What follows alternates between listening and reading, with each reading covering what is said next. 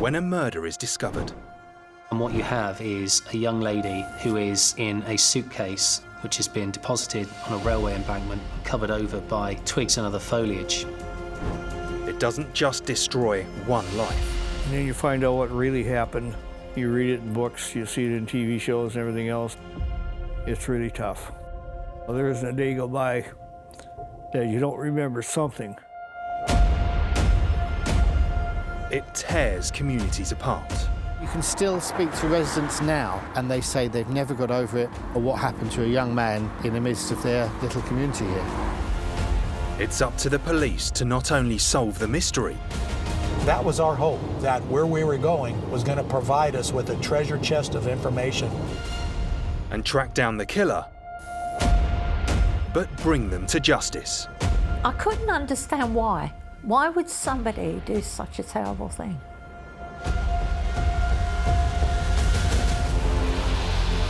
On today's programme, a 27-year-old recluse is accused of killing his mother. It was a nightmare. We had been living in a nightmare. He was also said to be incredibly intelligent, but definitely he was socially awkward, and a lot of people thought he was weird. While his father was missing. The whole bathroom was covered in newspapers. They were soaked with what appeared to be blood. Meet the murder detectives. The first thing I noticed when I went in, I glanced up and saw the lines of blood splashes across the ceiling. Who reveal how they caught the killer.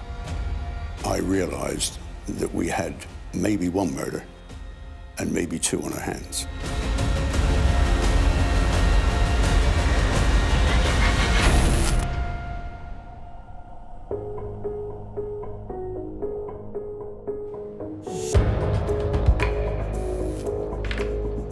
In 1981 in Hedge End, near Southampton in Hampshire, a 60-year-old woman was missing. Her friend, a doctor, felt something was very wrong and called the police. He was really worried about this lady, and he was genuine. My first impressions were that this was not just a missing person. Something had happened to this lady. DCI Mike Southwell from Hampshire Police took on the case. The woman was identified as 60-year-old Leah Rosenthal. Local journalist Richard Slee has reported on dozens of missing persons cases, but this one was different. This was a really unusual case because Leah was not your typical subject. She wasn't a teenager who'd had a fight with her family. This was a mature woman. Why on earth would she go missing all of a sudden? Leah was visiting her son Daniel in Hedge End. Mike Southwell was used to cases like this not ending well. I've been on about 14 murders, either as the SIO or on one of the squads, all different sorts. In the town of Hedge End, Detective Constable Cliff Ball joined the investigation. There's nothing ultra special, ultra crime ridden about it or anything. It's a normal environment. Bittern and Hedge End has changed enormously since the time that we were talking about, 1980-81. It was just one small village of Upper Northern Road, but now it's one of the highest populated places in Hampshire. Leah Rosenthal had last been seen at her son Daniel's bungalow. Today, it's owned by Janet and Frank. It's quiet, very nice. Peaceful? Yes, yeah. Yes, very peaceful. Nice neighbours. As is usual in a missing person case, Mike began by tracing Leah's last movements. The man who had reported her missing had spoken to her the previous day. She told him that she had had a strange phone call from the authorities in Paris stating that her husband had gone missing. Leah and Milton Rosenthal were separated and they were living independently. It's thought they disagreed over how to bring up their son Daniel, and this contributed to their breakup. But they were a close couple and they kept in regular contact. Milton Rosenthal lived in Paris. The doctor told Mike that Leah had made arrangements with him to go over to France to look for her husband, but she never called back. The doctor hadn't heard from her for 2 days, even though they'd made plans. The next day, he tried to call her at her son Daniel's house. He tried all morning, and there was no answer. The following morning, quite early, he rang the number again, and this time, Daniel answered the phone. And he merely said, "My mother has returned to London," and put the phone down. He phoned back several times afterwards, but on each occasion, the receiver was lifted and then replaced. Both Mike and the doctor thought Daniel's behaviour was strange and feared he had something to do with his mother's disappearance. It would have been fairly routine to consider the family in the first instance. You always start with the most obvious individuals with the closest connection to the suspect, and then you can, kind of begin to rule them out fairly quickly by, their movements around the time when the person went missing. Mike also learned Leah had severe multiple sclerosis that affected her mobility. She was in her 60s, and she could only walk with 2 crutches. And I got the impression that the doctor was fearing for this lady's life. Mike sent a unit round to Leah's son's house, where she was last seen. He also began looking into her husband's disappearance and phoned his apartment in Paris. To my surprise, a young lady answered, who turned out to be an American. When she learned that she was speaking to a British police officer, she broke down in tears. She could hardly speak, but I managed to get from her, "Daniel's killed his father." A simple missing person call had rapidly turned into a suspected murder. But with no body, Mike sent a team to Daniel's house in Hedge End to talk to him. We are now coming in the road where this happened, and here is a bungalow. I must say it looks much, much smarter than the time that I saw it all those years ago. Philip, a painter, was Daniel Rosenthal's next-door neighbour. He was a very, very quiet, personal man who kept himself to himself. I found him odd, but to be quite honest, I felt he was nuts, mad. I only met his mother once, not long after they bought the bungalow. The last time we saw her, she was sort of struggling down the slope. After that, we never saw her. Les Cullen, who lives across the road, also saw Leah arrive at the house. We watched her being helped from the taxi down the slope to the bungalow. He made a distinct effort to stay out of her sight, and she was not at all welcome when she got into the house. And we never saw her again. Nobody had seen Leah Rosenthal for days. Mike's suspicions grew. My thoughts at that point is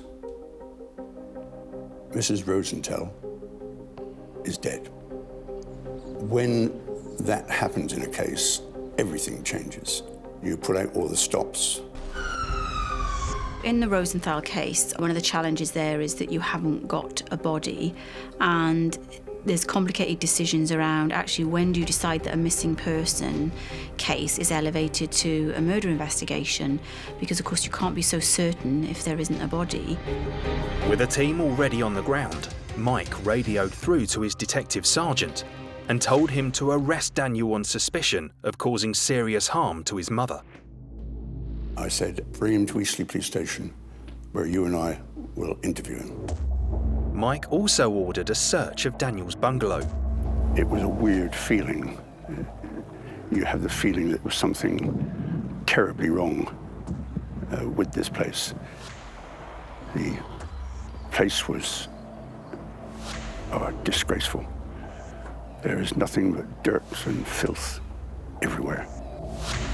The search for Leah Rosenthal was now a murder investigation.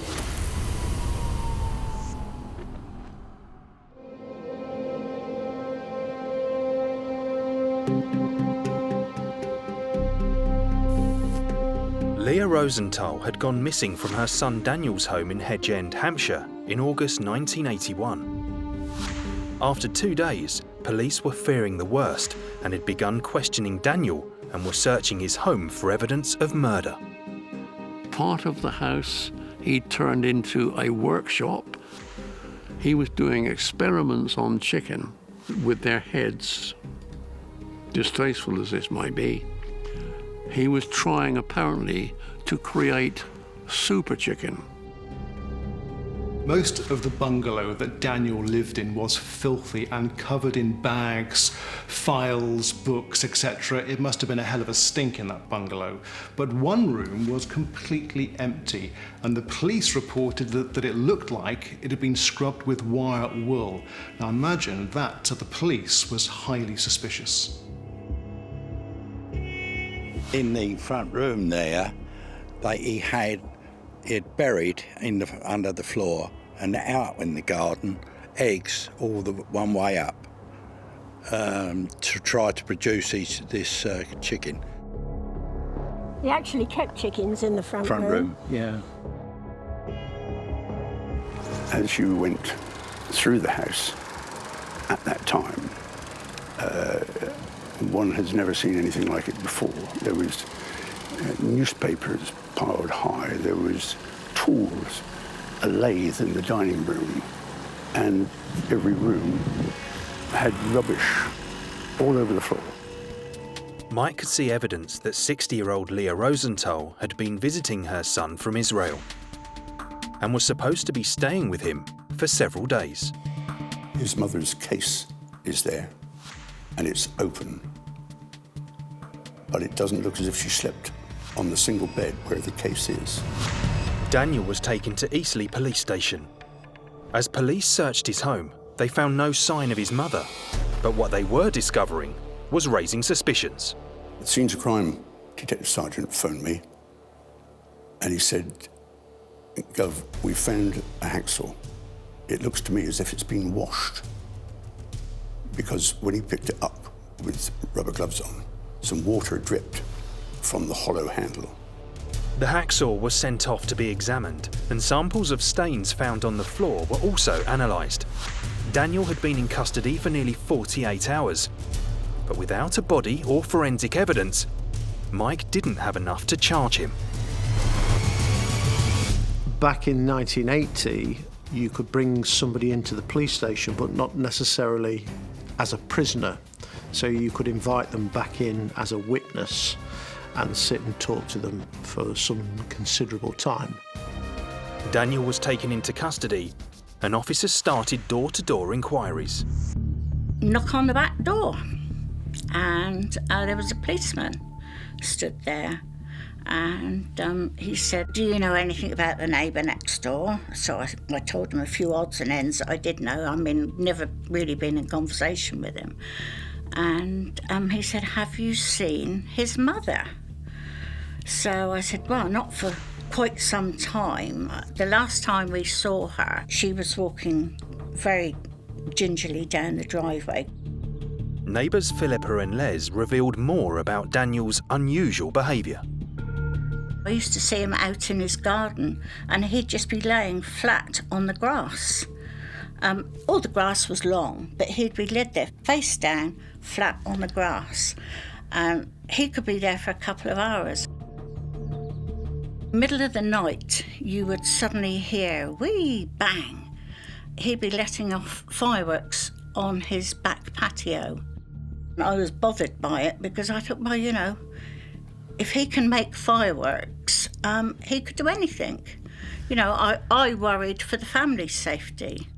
He never mixed with anybody, he never spoke to anybody. He was purely and simply a loner. Used to walk around with his head down on his chest. Never looked up, never. While Daniel's bungalow was being searched for evidence of his mother, Mike returned to the accusation that Daniel had killed his father Milton in Paris. He called the American housekeeper back. She told him she had been doing Milton's ironing when she last saw Daniel. She said the ironing took her about an hour and 40 minutes. And the whole of that time, she said, I think the sink and the bath and maybe the shower was all on at one time. I could hear it. He came out of the bathroom and she said, he looked at me in a strange way. And he stared at me and he said, I want you to go now. And she was frightened. And she left. That night, the housekeeper heard Daniel drive away, and the following morning, she went back into the flat. The whole bathroom was covered in newspapers, old cloths, old clothes, and they were soaked with what appeared to be blood. And so she reported it to the police. Mike knew he would have to visit Paris to investigate Daniel's father's disappearance. But first, he came face to face with the suspect himself. Daniel was dirty. He smelt. He looked as if he hadn't washed for months. He was fidgety, uncomfortable. And as soon as we started speaking to him, I realized that we had maybe one murder and maybe two on our hands. Daniel's bungalow had been sealed off as a crime scene, and forensics were meticulously going through the contents.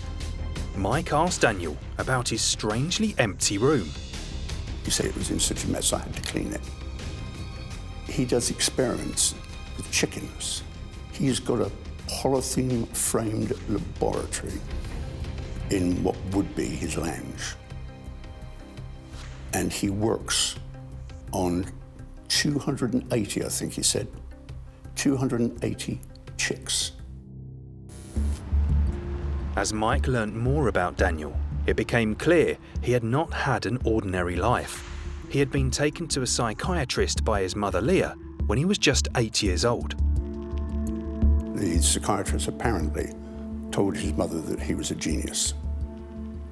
And unfortunately, for everyone concerned, I think that he was believing that he was a genius himself. From that point on, he was homeschooled. He had no contact with other children at all. So not only does telling him he's this genius, this special child, almost create the delusions of grandeur, potentially creates narcissistic personality, that I'm the chosen one, I'm special, but he's also then begins to live a very isolated lifestyle. Mike hoped that by engaging Daniel in conversation, he might slip up and reveal something, but this was no ordinary interview. He had a habit of pausing between question and answer. And at times, these pauses would go on for minutes. You can imagine it was very frustrating. And I found myself over and over again saying, look at me when I'm talking to you. I cannot hear you. He had a quite unusual way of talking. It could be a symptom of paranoid schizophrenia. It could also be a symptom of his personality disorders. Also, the fact that this is a man who doesn't know how to sit down and have that natural interaction.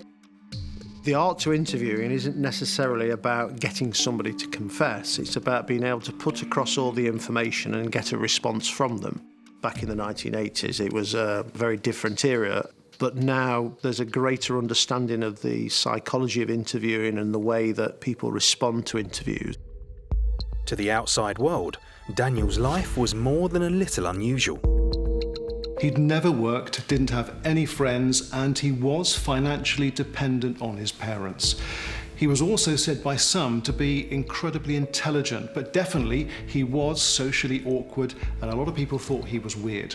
His explanation for his mother's disappearance was simply that she'd gone back to London. He said she'd taken a taxi to Southampton station. This claim was thoroughly investigated by Mike and the team.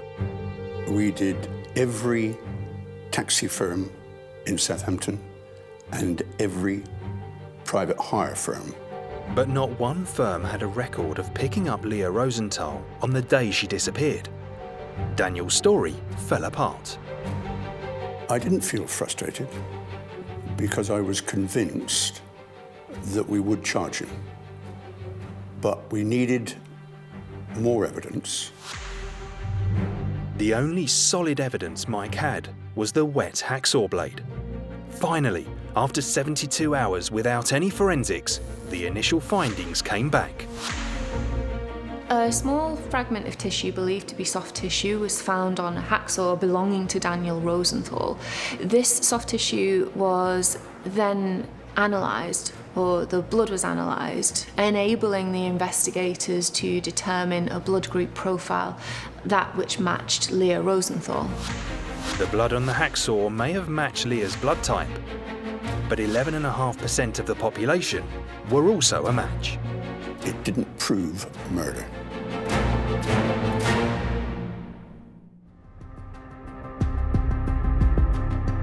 In Hedge End, Hampshire, Senior Investigating Officer Mike Southwell believed Leah Rosenthal had been murdered by her son, but he had no concrete proof.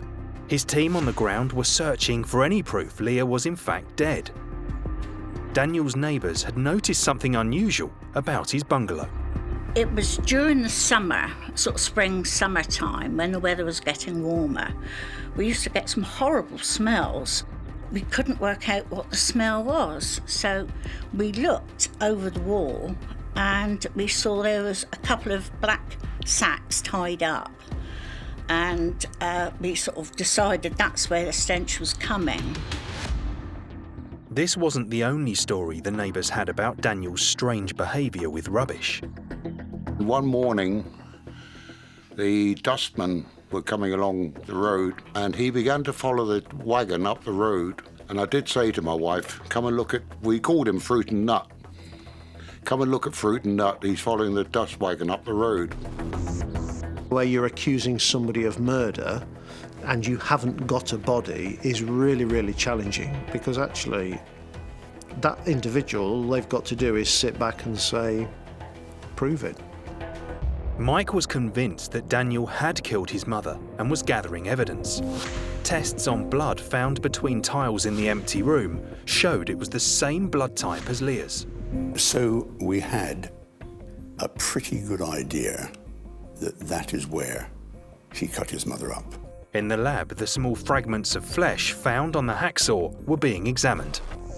If the origin of that tissue is somewhere so deep within the body that that individual could not possibly survive without, then it may indicate that the individual is in fact deceased.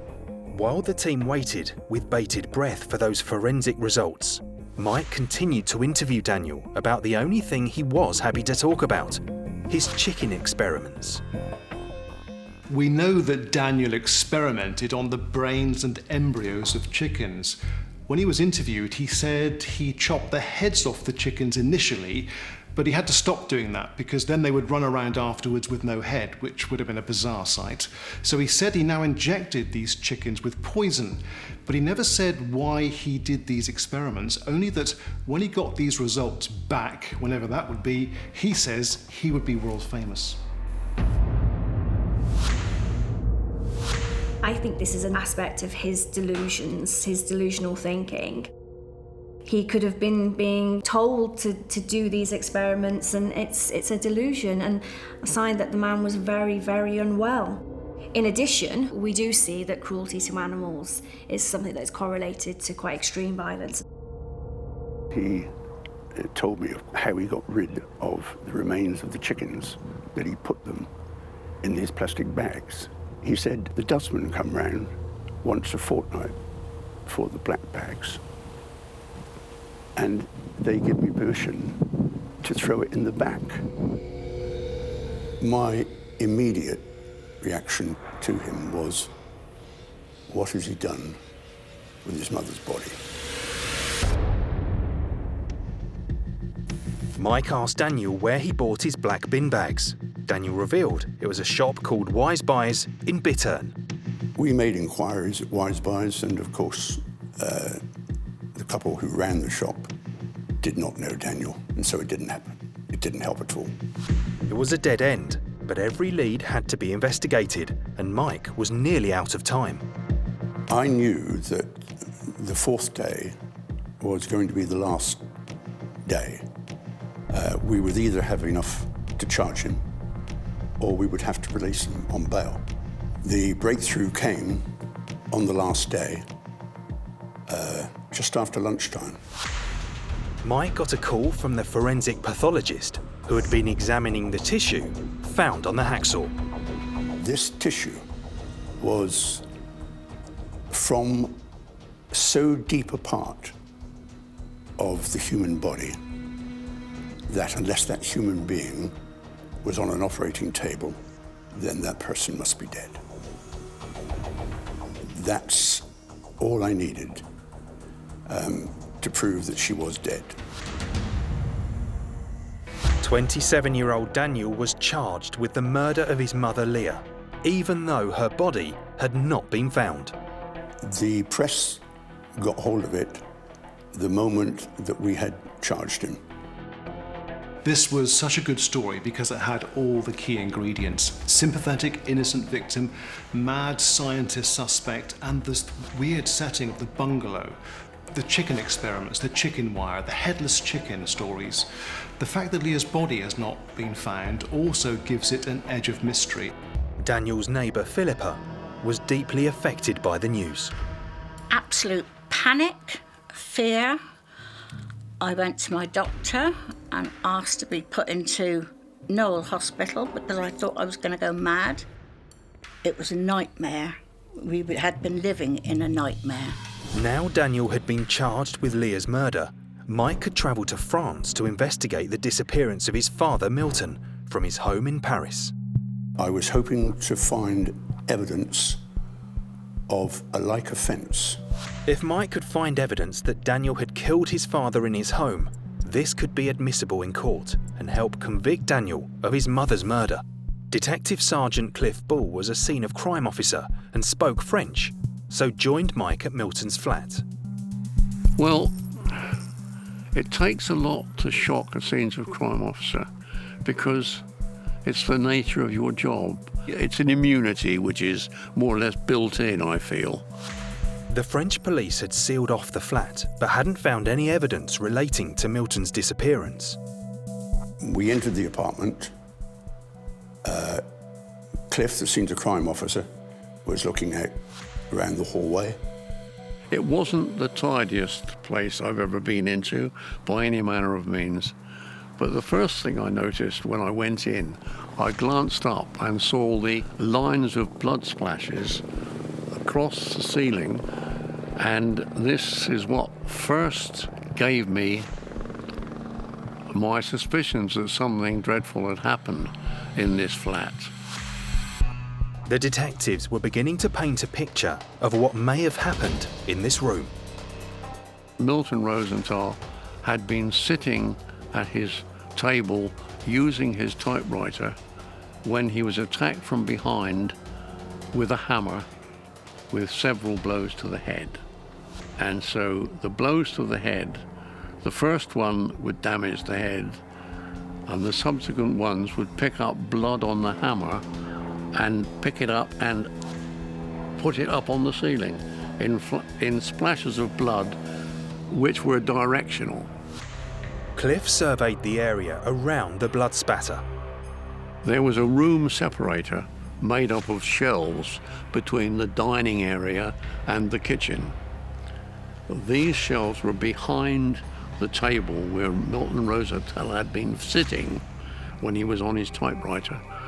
And the hammer swinging back had knocked a chunk of wood out of one of the shelves, and in the damage to the shelf was apparent blood and some human hair. The French police had only been investigating Milton's disappearance as a missing person. The challenge of any investigation is understanding the mindset of the investigators. So if the Parisian police had gone round to the flat on the basis that it was a missing person and they just looked and the door was locked and there was no damage to the windows, etc., they would have just viewed it as a missing person. And that wouldn't have meant that they took as an in-depth examination of the flat. Mike and Cliff believed Daniel Rosenthal had killed his mother. Now they had reason to believe they could prove he had done the same to his father. I looked into a small room off the dining area, which was a complete mess. It was a room full of junk, in fact. And inside the doorway was a box or a bin, resting on the top of which was a hacksaw. I obviously took possession of the hacksaw, which was absolutely clogged with human matter. Milton's apartment was beginning to look a lot like the crime scene in Hedge End, where human remains had already been discovered, and the evidence in Paris kept presenting itself. I then looked into the bathroom. I found a tiny piece of bone still on the floor, and there were smudge marks on the bath panel, as if a hand had been swung across the bath panel from inside the bath. The blood, hair and bone indicated Milton had been killed. Mike had his evidence of a like offence. I felt relief, complete relief. The British team were surprised the French authorities had not come to the same conclusions as they had. Someone had obviously got it wrong and didn't look far enough and certainly didn't listen. The housekeeper was a crucial witness who could testify to Daniel's behaviour. But Mike and his team couldn't charge Daniel with his father's murder as it was on French soil. Mike returned to the UK and started a massive search for Leah's body. Of course, when you don't find it, there's always a hope that perhaps they're still alive. So it gives momentum. You just carry on. Draining lakes, stopping all the incinerators in Hampshire. 100 police officers and about 100 council volunteers searched these places when it was possible to search, until there was nowhere else to search. As they looked for a body, more stories emerged about Daniel's behaviour. His neighbour Philippa's memories took on a new meaning. One day, my mum was sat sort of in this position, eye line straight through, and Daniel had come from shopping. She looked out the window, she said, "Oh, Nipper's trotting down the driveway, he's bought himself a hacksaw," which was this little thing with a small blade. Never thought any more of it. And of course it was when the police, after a few days after the police had come and told us what had happened, it looks like that was how he disposed of things. Mike also began to connect Leah's disappearance with the day Milton was reported missing in Paris. I believe that when his mother arrived, that there was this phone call. The police officers told her that her estranged husband was missing. And I suspect that when that happened, Daniel was in the same room. And I can imagine that elderly lady saying, "Daniel, what have you done?" And I believe that that is where he killed her. Mike and the team may have been convinced of Daniel's guilt, but there had never been a murder conviction without a body. Mike needed the evidence he had found in France to be allowed to be used in court, or Daniel Rosenthal could walk free.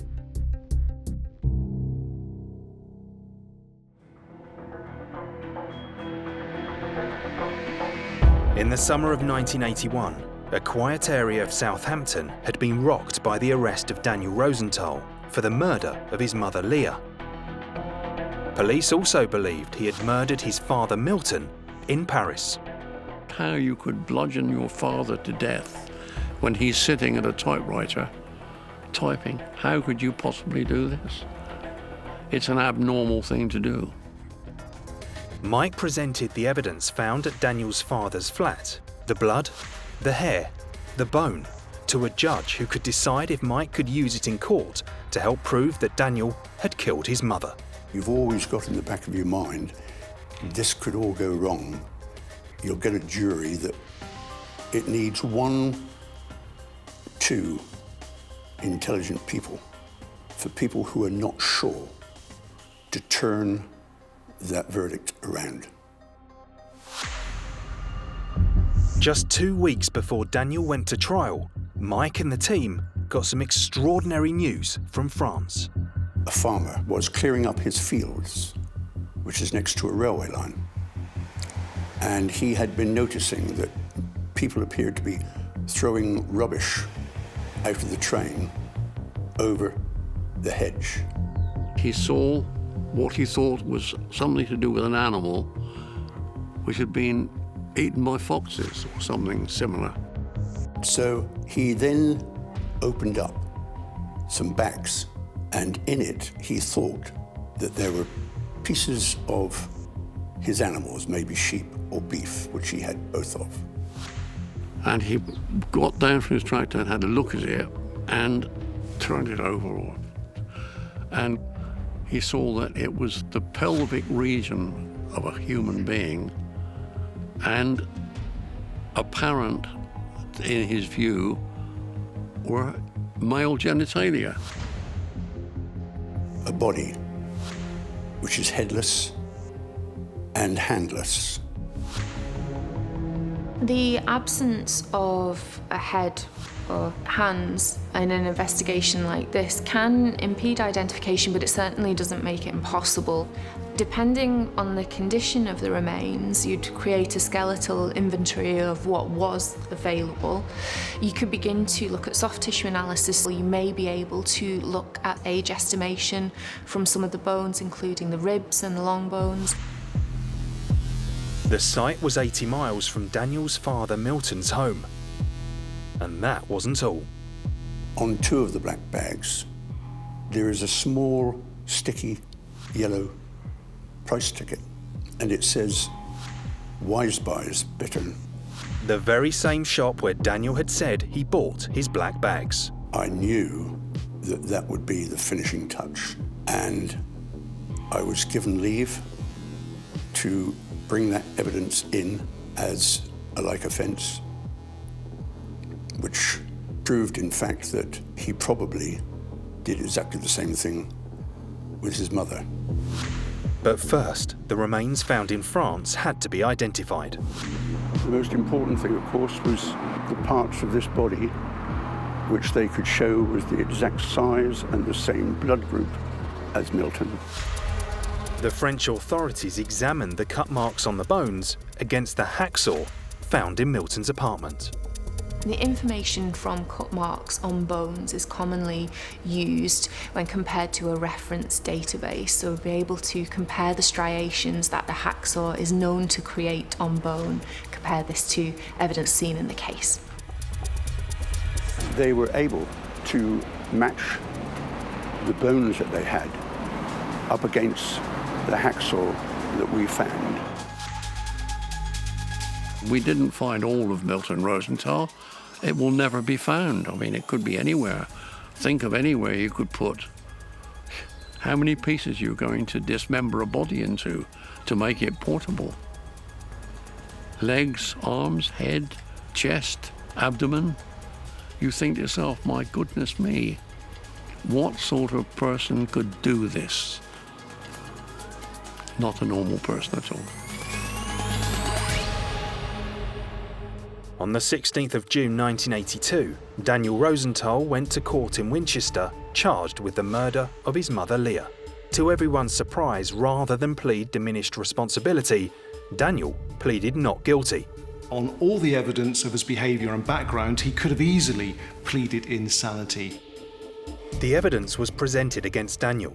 The hacksaw, the blood between the tiles, his father's flat, and finally, the black bags containing Milton's body with the Wise Buys label. I watched Daniel very closely when that evidence was given, and his face changed for the first time. Against the advice of his defence counsel, Daniel insisted on giving evidence in court. He would speak with his head bowed, and he would be speaking to the ground, answering whatever you asked of him.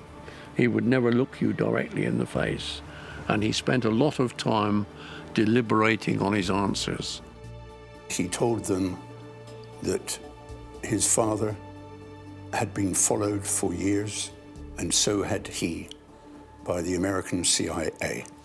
And it was quite obvious to him that they had assassinated his father. After Daniel's evidence, the judge did his summing up and instructed the jury they should not return for at least 2 hours. But they sent a message that they had completed their deliberations in 1 hour and 5 minutes and wanted to come back. The foreman said that they had come to a unanimous decision, and he allowed them to give that verdict, and that verdict was unanimous guilty. In his sentencing, the judge referenced Daniel's not guilty plea. He said, "No one has come into my court to tell me that you are insane or that you have any mental problems whatsoever. And I can therefore only come to one conclusion, and that is that you are just plain evil. And I sentence you to life."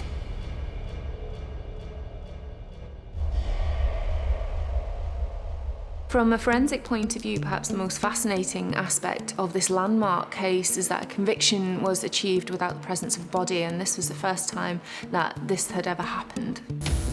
The media went to town on the story as double murderer Daniel Rosenthal was put away.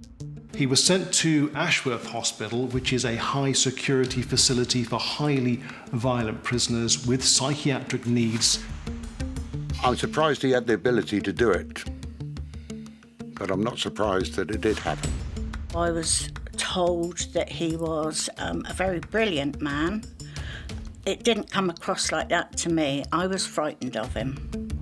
And the bizarre story of Daniel Rosenthal didn't end there. He was later transferred to Tatchbury Mount, which is a lower security unit, and in 2013 he escaped. The police came knocking one day and said that Daniel had escaped, and not worried about you, we're worried about him. We think he might come round. 2 o'clock in the morning, 2 wasn't o'clock it? in the morning. They came round again and they hadn't caught him, so they were giving us things to keep the doors closed. Daniel was caught the following day and returned to his secure unit, where he will stay for the rest of his sentence. This is a macabre case of matricide and patricide. The killing of one's mother, the killing of one's father. I can't think of anything worse that a man would find a reason to kill his parents.